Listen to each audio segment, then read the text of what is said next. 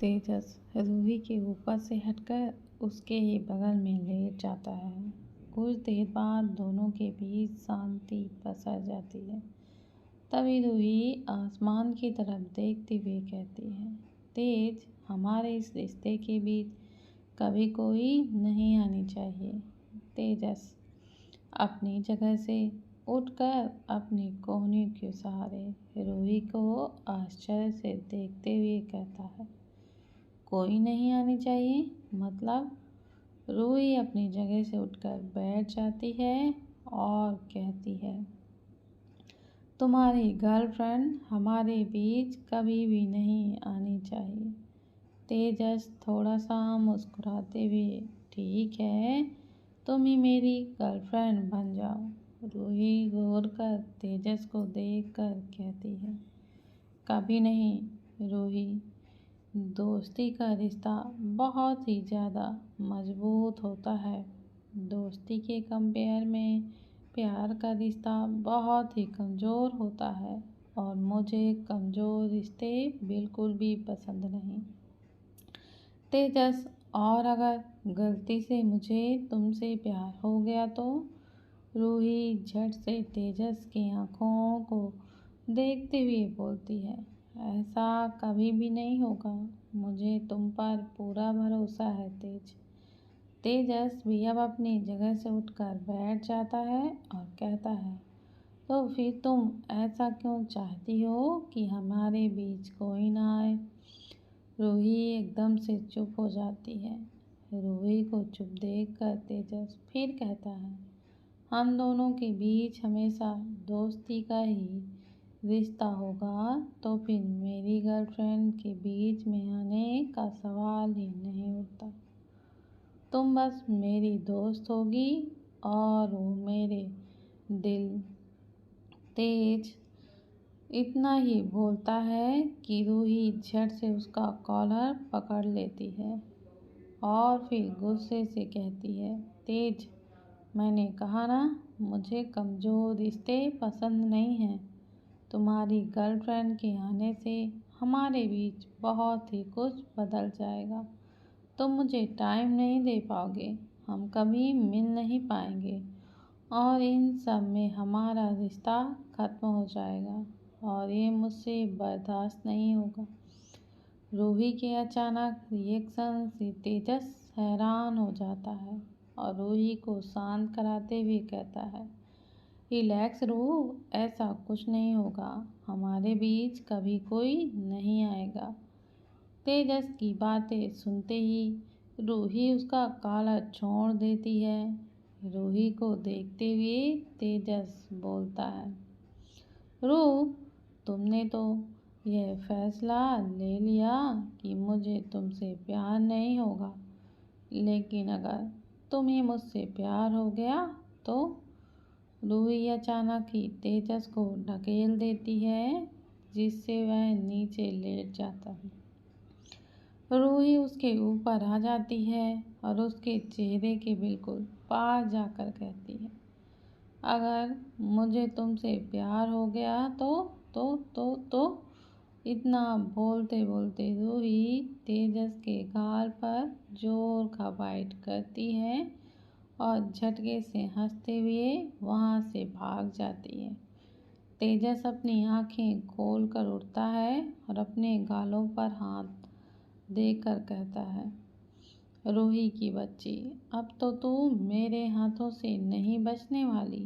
Garden में रूही की खिलखिलाते हुई हंसी बिखरी हुई थी। चारों तरफ दोनों के अलावा कोई नहीं था, बस दोनों एक दूसरे के साथ खुशी के पल बिता रहे थे। तेजस बेड पर लेटा हुआ अपनी और रूही की यादों में खो सा गया था। वह एकदम से अपनी आंखें खोलता है और कहता है, रूह, तुमने मुझे मीठी यादें तो दी है, लेकिन इन यादों में भी तुम्हारे जवाब हमेशा अधूरे होते हैं। आखिर क्यों रूह, क्यों तुम हर पल मुझे तड़पाती हो? यह सब बोलते हुए तेजस की आंखों में दर्द दिखाई देने लगता है। गौरव एक जगह पर अपनी आकर कार रोकता है। चारों तरफ न कोई घर था और न कोई इंसान, बस हरियाली से घिरा जगह और कुछ चट्टान थी। चट्टानों को चीरते हुए नदी बह रही थी। दिव्या कार से उतरती है। गौरव भी कार से उतरता है और दिव्या को देखकर आंखों से चट्टानों की तरफ देखने का इशारा करता है। दिव्या चट्टानों की तरफ देखती है। वहां पर आदित्य सर झुकाए बैठा हुआ था। गौरव कार से बैठकर वहां से चला जाता है और कॉल करके बोलता है, दादी आपने जैसा कहा था मैंने वैसा ही कर दिया है। इधर दिव्या अपने कदम बढ़ाते हुए आदित्य के पास पहुंच जाती है और बिना कुछ बोले उसके सामने ही बैठ जाती है। आदित्य वैसे ही सर झुकाए हुए कहता है, तुम्हें यहाँ नहीं आना चाहिए था। दिव्या भी झट से बड़ी नरमी के साथ जवाब देती है, क्यों? आप ही मेरे पति हैं, मैं आपकी पत्नी नहीं हूँ। आप ही मेरे अकेलेपन को दूर कर सकते हैं, मैं नहीं। मेरे लिए कुछ भी करने में सिर्फ आपको है, मुझे नहीं। दिव्या के बोलते ही आदित्य उसे देखने लगता है। दिव्या जैसे ही आदित्य की आंखों में देखती है तो एकदम से सहम सी जाती है। आदित्य की आंखें एकदम लाल थीं, गुस्से और आंसुओं को रोकने की वजह से। फिर भी दिव्या कुछ नहीं बोलती और सामने देखने लगती है। आदित्य भी सामने देखने लगता है। उनके बीच की खामोशी में दिन कब ढल जाता है पता ही नहीं चलता। आदित्य अपनी जगह से उठकर कहता है, चलो घर चलते हैं। दिव्या भी अपनी जगह से खड़ी होती है। आदित्य आगे आगे चला जाता है। दिव्या भी उसके पीछे चल देती है। कुछ ही देर में दोनों बिला पहुंच जाते हैं। आदित्य बिन कुछ कहे बाहर निकलकर बिला के अंदर चला जाता है। दिव्या भी कार से उतरकर अंदर चली जाती है। अनुज के कहे के मुताबिक डिनर के लिए भी कोई आने वाला नहीं था। दिव्या डिनर करके ऊपर चली जाती है। आदित्य इधर से उधर करवटें लिए सोने की कोशिश कर रहा था। ये देख कर दिव्या सीधे बेड पर उसके बहुत करीब लेट जाती है और उसे बाहों में भर लेती है। आदित्य उसे देखने लगता है तो दिव्या कहती है, आपको इसकी ज़रूरत है। आदित्य दिव्या के हाथों को ऊपर से हटा देता है, जिससे दिव्या को लगता है कि आदित्य उसके इस तरह करने से नाराज हो गया। लेकिन आदित्य दिव्या को कमर से पकड़कर और करीब खींच लेता है और फिर कसकर अपनी बाहों में भर लेता है और एकदम से कानों के पास जाकर कहता है, अगर हेल्प कर रही हो तो अच्छे से करो, अकेलेपन को दूर कर रही हो तो करीबी को बढ़ाओ, हक जताना चाहती हो तो बिना कोई एक्सप्लेनेशन से जताओ। दिव्या उसकी आंखों में देखते हुए कहती है, हेल्प करना तो चाहती हूँ लेकिन सोचती हूँ आपको पसंद नहीं आया तो। अकेलापन तो दूर करना चाहती हूँ लेकिन सोचती हूँ आपको मेरी करीबी पसंद नहीं आई तो। हक तो जताना चाहती हूँ लेकिन सोचती हूँ आपको मेरा हक जताना सही नहीं लगा तो। जब आदित्य कुछ नहीं कहता तब दिव्या के गर्दन पर अपना चेहरा छुपा लेता है। आदित्य के सांसों को अपने गर्दन पर महसूस कर दिव्या को बहुत सा अजीब फील होने लगता है। दिव्या खुद को कंट्रोल करने की कोशिश कर रही थी लेकिन रुकना उसके लिए मुश्किल ही होता जा रहा था। एकदम से दिव्या की ओर आदित्य के सीने पर चलने लगते हैं। जैसे आदित्य को यह एहसास होता है, वह आंखें कसकर बंद करते हुए खुद को कंट्रोल करने की कोशिश करने लगता है। दिव्या लगातार अपने होठों से सीने से होकर गर्दन पर किस करने लगती है। दिव्या किस करते करते एकदम से आदित्य के गर्दन पर बाइट कर लेती है, जिससे आदित्य अपना कंट्रोल खो देता है और वह भी दिव्या के गले को किस करना शुरू कर देता है। दिव्या एकदम से सिरे उठती है और आदित्य को किस करना बंद कर देती है। आदित्य आज वाइल्ड तरीके से दिव्या को किस कर रहा था, जिससे दिव्या को थोड़ा सा दर्द होने लगता है, लेकिन वह कुछ नहीं बोलती। आदित्य अब जोर जोर से दिव्या को बाइट करने लगता है। दिव्या कसकर आंखें बंद करके आदित्य के सैड को पकड़ लेती है। आदित्य दिव्या के गले से होकर होठों तक पहुंच जाता है और बहुत ही वाइल्ड होकर किस करने लगता है। दिव्या को अब ऐसा लगने लगा था कि कोई भूखा भेड़िया उसका शिकार कर रहा है। आदित्य दिव्या के होठों पर जोर से बाइट करता है, जिससे दिव्या के मुंह से ना चाहते हुए भी आह निकल जाती है। आह सुनते ही आदित्य रुककर दिव्या को देखने लगता है। दिव्या के होठों से अब खून बह रहा था। यह देखकर आदित्य दिव्या के होठों के खून को अपने ही जीभ से चाटने लगता है।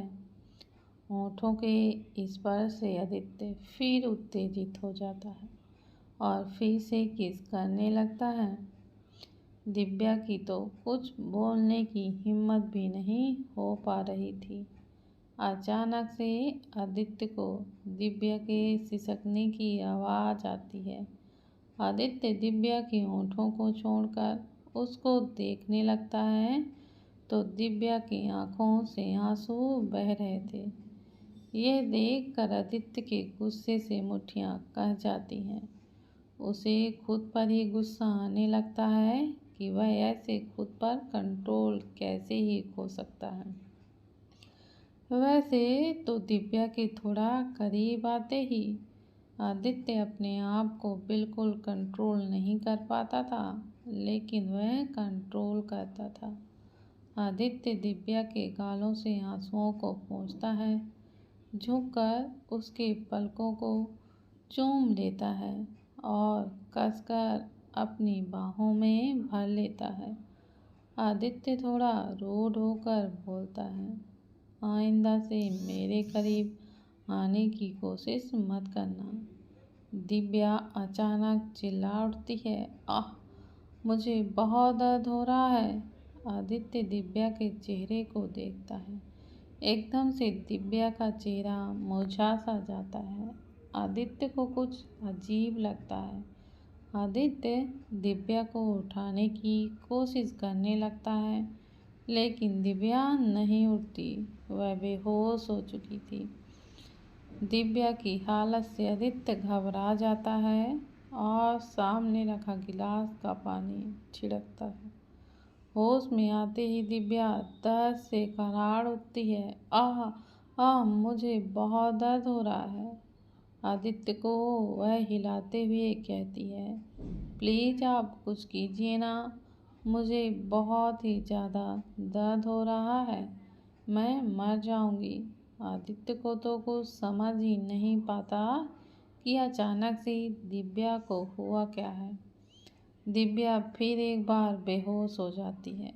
आदित्य घबराते हुए कहता है, wifey please get up, open your eyes. पर दिव्या नहीं उठती। आदित्य जल्दी से कमरे से बाहर जाता है और फिर गौरव को बुला कर लाता है।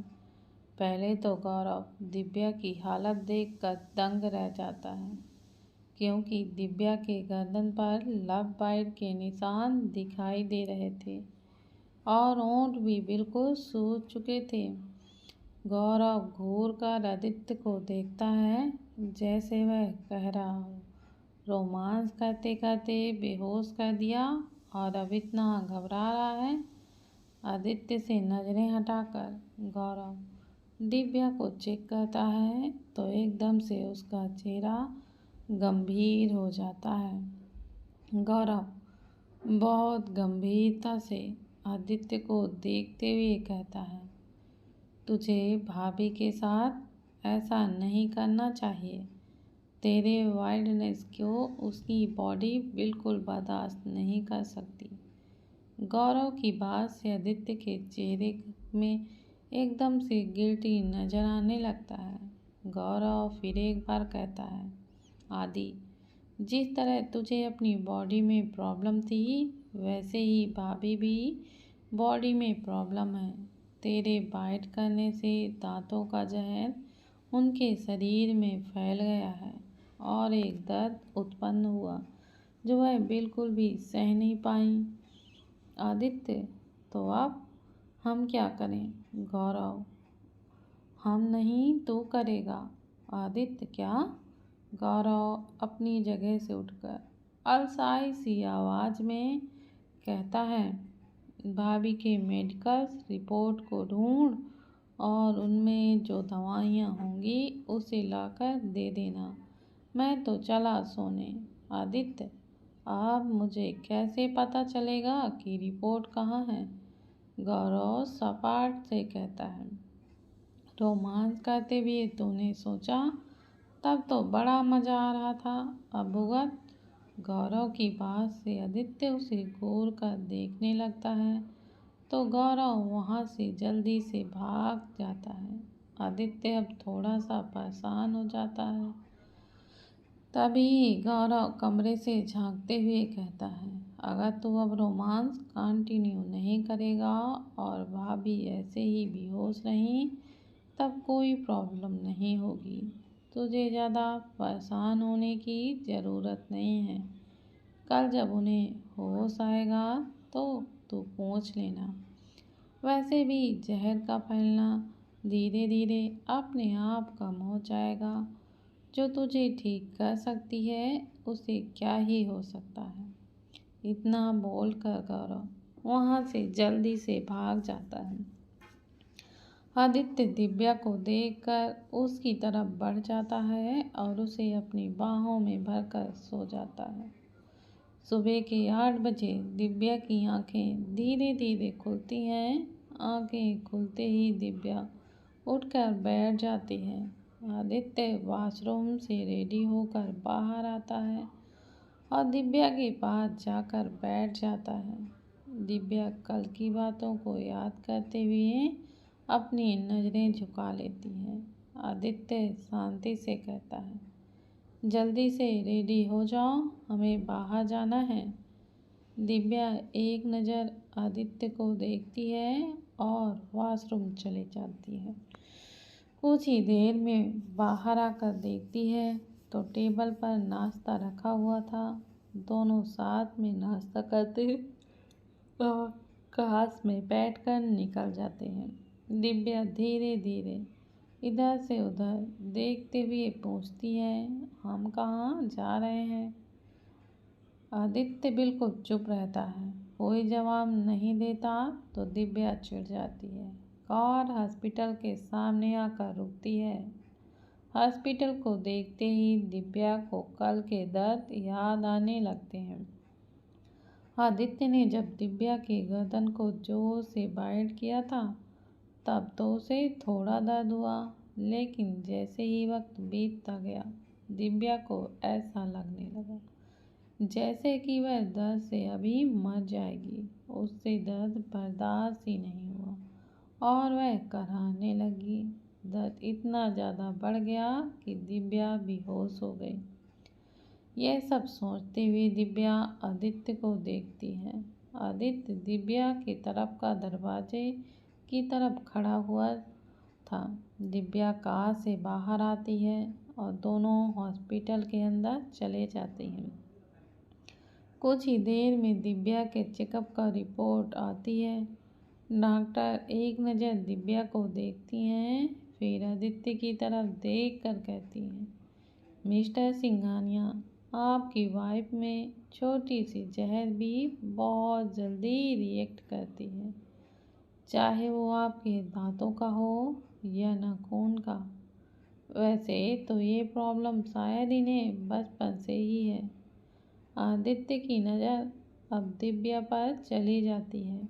डॉक्टर फिर से कहती हैं, इससे ज़्यादा कोई प्रॉब्लम नहीं है, क्योंकि इनके शरीर में ही जहर को खत्म करने की ताकत है। लेकिन जिस वक्त ये जहर फैलता है, उस वक्त इन्हें ऐसा दर्द होता है जैसे अभी ये तुरंत मर जाएं। तो मैं यही सजेस्ट करूँगी कि आप जितना चाहें उतना अपनी वाइफ से सॉफ्ट बिहेव करें। आदित्य रिपोर्ट लेकर दिव्या के साथ बाहर आ जाता है। फिर एक बार कार सड़कों पर दौड़ने लगती है। दिव्या अपने ही रिपोर्ट को बार बार देख रही थी, जैसे वह कुछ खोजने की कोशिश कर रही हो। आदित्य का ध्यान दिव्या पर नहीं था, क्योंकि वह भी दिव्या के रिपोर्ट के बारे में ही सोच रहा था। कुछ देर बाद कार आकर विला में रुकती है। दिव्या एक नज़र आदित्य को देखती है और कार से उतरने लगती है कि आदित्य उसका हाथ पकड़ लेता है। दिव्या सवाली नज़रों से आदित्य को देखने लगती है कि तभी कोई नॉक करता है। आदित्य ग्लास नीचे करता है तो रॉकी बाहर खड़ा था। रॉकी आदित्य को एक दवाई देता है। दवाई लेकर आदित्य ग्लास फिर से ऊपर कर देता है। इस वक्त भी आदित्य ने दिव्या का हाथ नहीं छोड़ा था। दवाई लगाने के लिए दिव्या का हाथ छोड़ देता है। आदित्य थोड़ा सा झुककर दिव्या के गर्दन से बालों को हटाता है। दिव्या की आंखें एकदम से बंद हो जाती हैं। आदित्य अब अपने हाथों से दिव्या की गर्दन पर दवाई लगाता है। आदित्य के हाथों के स्पर्श से हर बार की तरह दिव्या सिर ऐसी उठती है। कुछ ही देर में आदित्य दिव्या के गर्दन के हर हिस्से में दवाई लगाता है और थोड़ा सा झुककर दिव्या के माथे को अपने होठों से चूम लेता है। दिव्या के हाथ साड़ी में कस से जाते हैं। कुछ ही देर तक दिव्या को कुछ एहसास नहीं होता, तो वह अपनी धीरे धीरे आंखें खोलती है। आंखें खोलकर दिव्या आदित्य को देखती है, जो अपने फ़ोन को चेक करने में बिजी था। दिव्या कार से उतर जाती है। दिव्या के उतरते ही आदित्य की कार वहाँ से चली जाती है। दिव्या विला के अंदर जाती है। तभी विकासा जी दिव्या को बुलाती हैं। दिव्या अपनी जगह पर रुक जाती है। विकासा जी एक थाली लेकर आती हैं और उसमें से दिव्या को प्रसाद देते हुए कहती हैं, कब से हम आपको ही ढूंढ रहे थे। दिव्या प्रसाद लेती है और कहती है, वो हम बाहर गए थे, दोनों बात कर ही रहे थे कि विकासा जी की नज़र दिव्या के गले पर चली जाती है, जो बालों से थोड़ा सा ढके थे। विकासा जी दिव्या को सोफे पर बैठाती हैं और दिव्या के बालों को साइड करके देखती हैं, तो जगह जगह पर लव बर्ड थे। ये देखकर विकासा जी दिव्या को देखकर पूछती हैं, दिव्या, क्या ये आदि ने किया है। जैसे ही दिव्या विकासा जी का सवाल सुनती है तो थोड़ा सा सहम सी जाती है, क्योंकि इस वक्त विकासा जी का चेहरा एकदम सा सीरियस था। दिव्या सर झुका लेती है। विकासा जी दिव्या के चिन्ह को पकड़कर आंखों में देखते हुए पूछती हैं, बताइए ना दिव्या, क्या आदि ने ये निशान आपको दिए हैं। दिव्या नजरें नीची करके हाँ में सिर हिला देती है। विकासा जी दिव्या का हाथ पकड़कर अपने कमरे की तरफ ले जाती हैं। दिव्या भी उनके पीछे पीछे चली जाती है।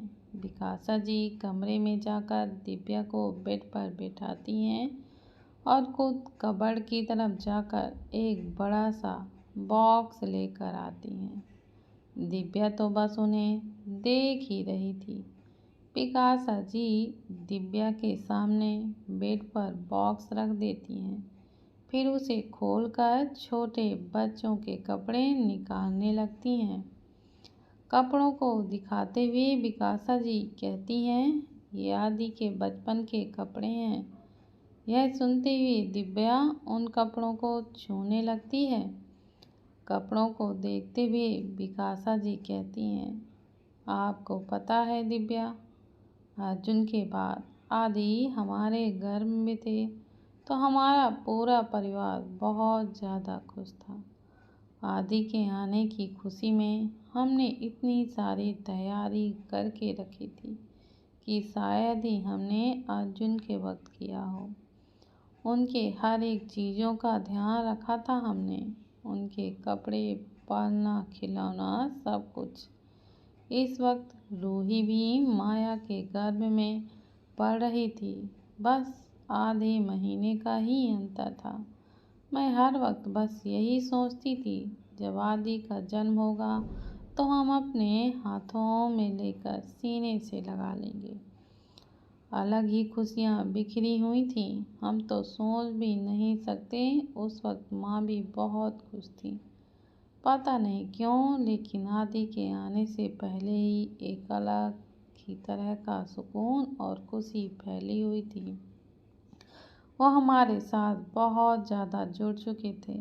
लेकिन कहते हुए ही जैसे बिकासा जी उन बुरे पलों को याद करके कांपने लगती हैं। ये देख कर दिव्या एकदम घबरा सी जाती है। दिव्या आवाज़ देती है, माँ माँ। बिकासा जी अचानक चिल्लाती हैं, दिव्या प्लीज़ उन्हें मेरे आदित्य को छोड़ने के कहो।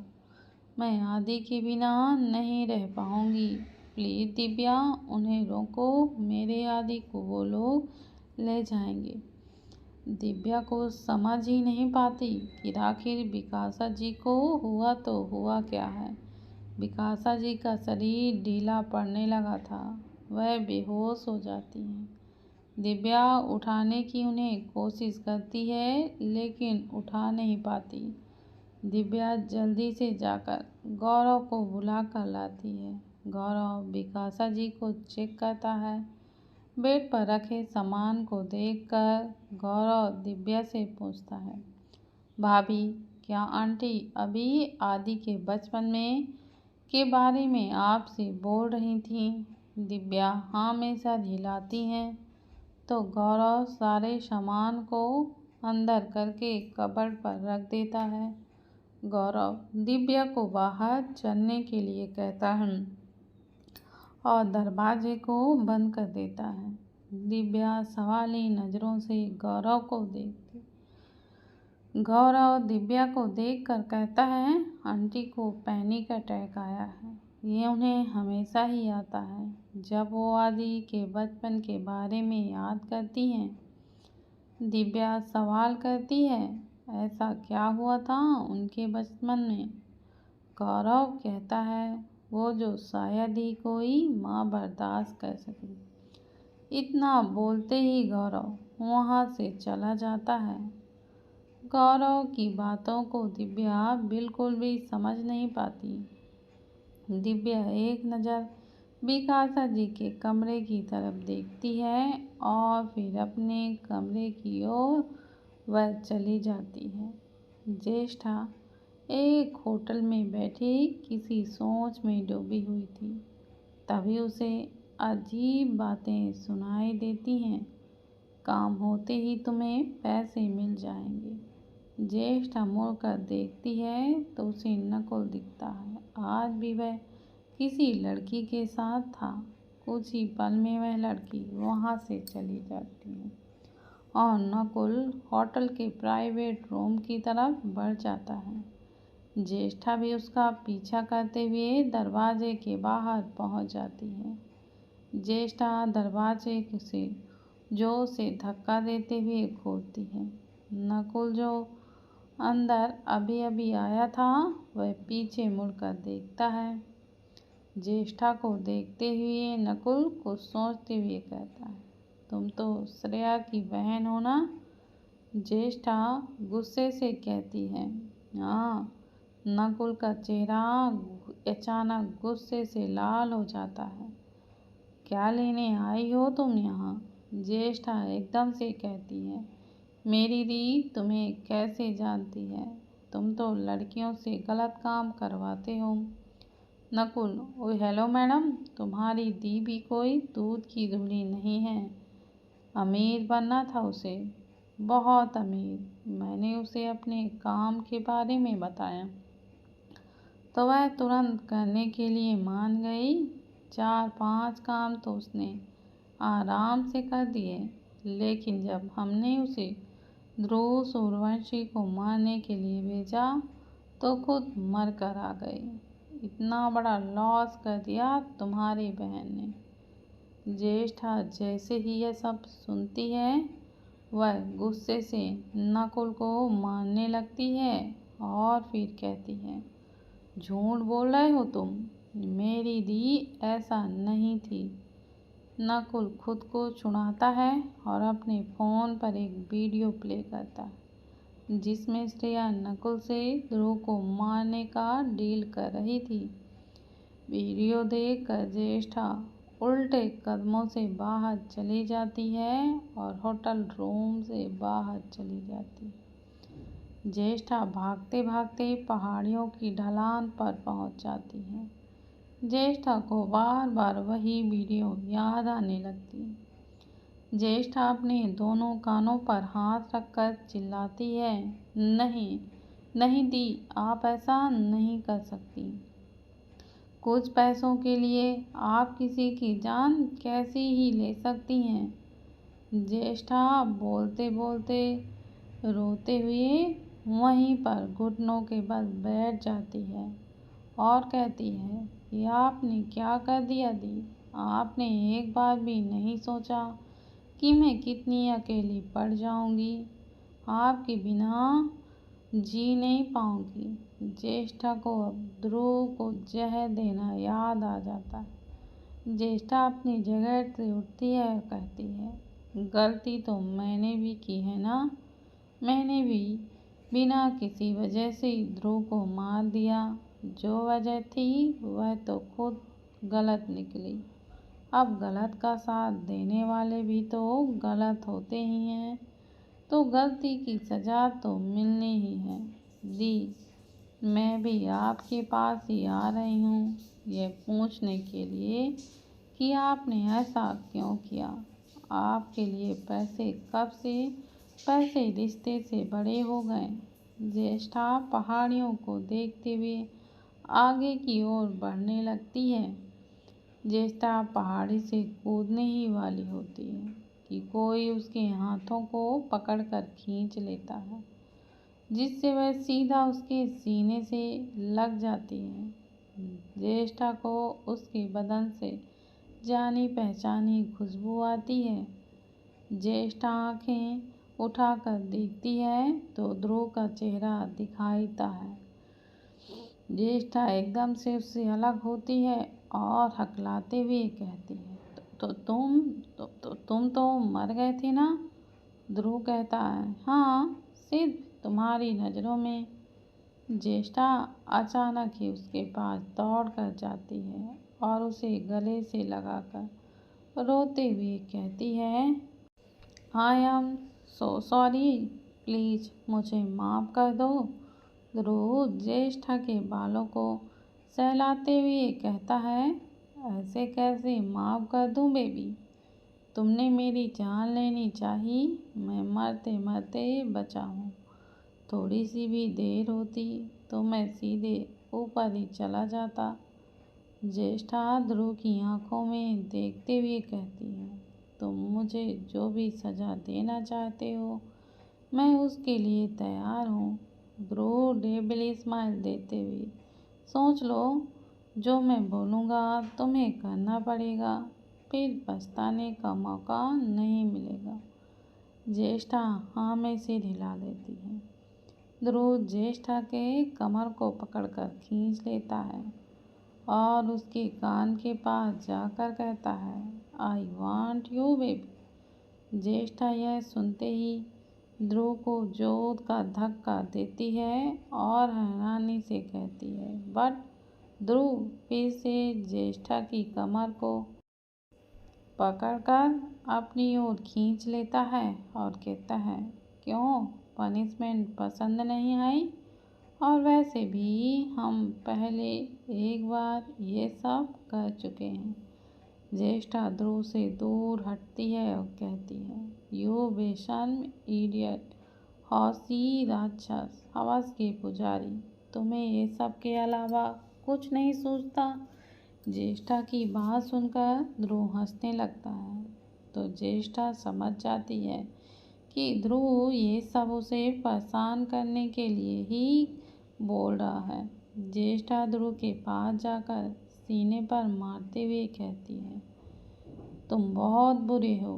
ध्रुव ज्येष्ठा के हाथों को पकड़ लेता है और माथे पर किस करते हुए कहता है, I love you baby. Jyeshtha चिढ़ते हुए कहती है, but I hate you. Dhruv, but I love you. Jyeshtha, I hate you. Dhruv, I love you, I love you, I love you, I love you. Jyeshtha, I hate you, I hate you, I hate you, I hate you. Dhruv, I hate you. Jyeshtha एकदम से कहती है, I love you.